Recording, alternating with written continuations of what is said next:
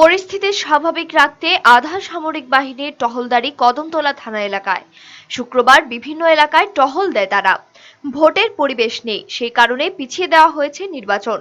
বিরোধীরা বরাবর দাবি জানিয়ে আসছে অবাধ ভোটের জন্য ভোটারদের মনোবল ঠিক রাখতে আধা সামরিক বাহিনীর টহলদারি শুরুর দাবি জানিয়ে আসছে। এবার সেই টহলদারি শুরু হলো কদমতলা থানা এলাকায়। শুক্রবার পুলিশ সিআরপিএফ টহল দেয় বিভিন্ন এলাকায়।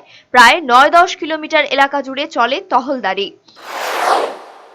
অ্যাকচুয়ালি এখানে শান্তি শৃঙ্খলা অটুট রাখার জন্য কদমতলা থানার পক্ষ থেকে আজকের এই ফ্ল্যাগ মার্চ এর আগেও আমরা করেছি। তো থানা পুলিশ, টিএসআর এবং প্যারামিলিটারি ফোর্স নিয়ে আমাদের আজকের এই ফ্ল্যাগ মার্চ। কোথা থেকে কোথা হলো? এখন পর্যন্ত এরিয়া শান্তিপূর্ণ, তো আগামীতেও যাতে শান্তিপূর্ণ থাকে এরই উদ্দেশ্যে আমাদের এই ফ্ল্যাগ মার্চ। সর্বত্র টহলদারি প্রতিনিয়ত চালানো হোক চাইছেন সকলে, যাতে মানুষ নির্বিঘ্নে ভোটাধিকার প্রয়োগ করতে পারেন। ব্যুরো রিপোর্ট, চ্যানেল দিনরাত।